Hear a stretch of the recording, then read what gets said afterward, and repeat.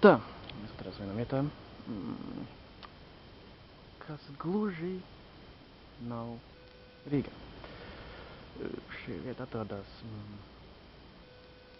es pateikšu tik tālu, ka tā vieta atrodas Ziemeļu vidze. Jā, kas man teikšu, šī ir ļoti slepena vieta. Jums parādīšu, kā šeit izskatās. Skaņotas nav labi, mikrofons nav. Bet es jums paskatīšu, kā tā izstās un paskatīsimies, kā šeit izstās. Mēs no tāga. Atgādināšu vēl tikai, ka šis video ir filmēts 25. aprīlī 2014. gadā. Un tas tā. Для протокола, jā, kā saka.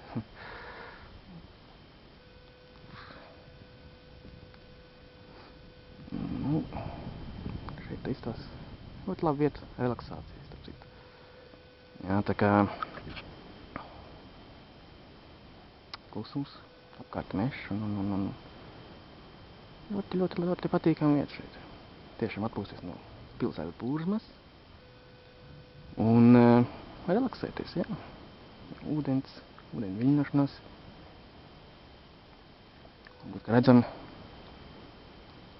ļoti nomierina. Jā, tad uz šropus nedalās tā, jā tā.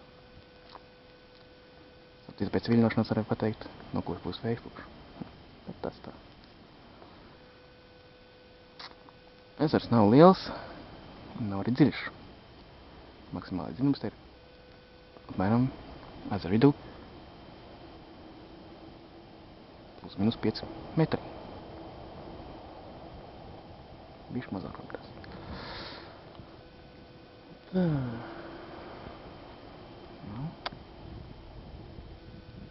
Vasarā izstās, protams, labāk nekā pavasarī un arī. Tagad parādīšu vienu vietu, kā no šejienes aiziet uz vienu citu vietu, pie šī paša ezera.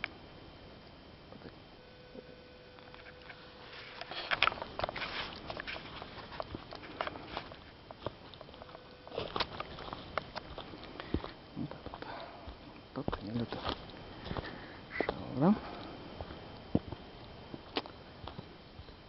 un nelīdzena.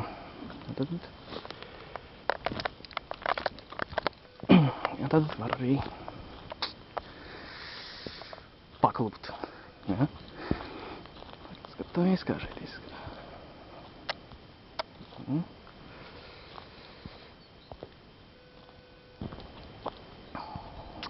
Atgādinu vēlreiz, ka šīs vieta atrodas Ziemeļvidzemē.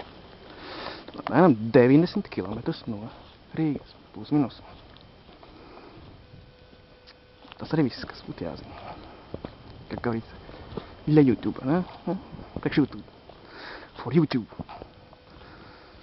Jā.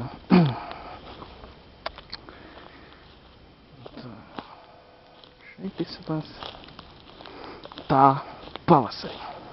Tieši 2014. gadā. 25. aprīlī.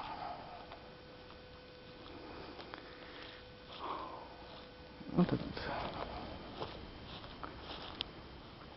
viņš mums samaksīsies nekā tur. Un tas pats ezers. Cita vieta. Un cits skats.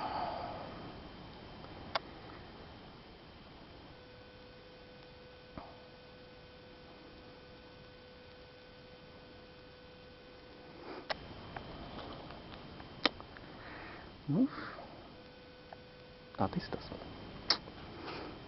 Vasarā varbūt tas būs vēl viens video. Nesolu, bet laiks rādīs. Thank you. Paldies.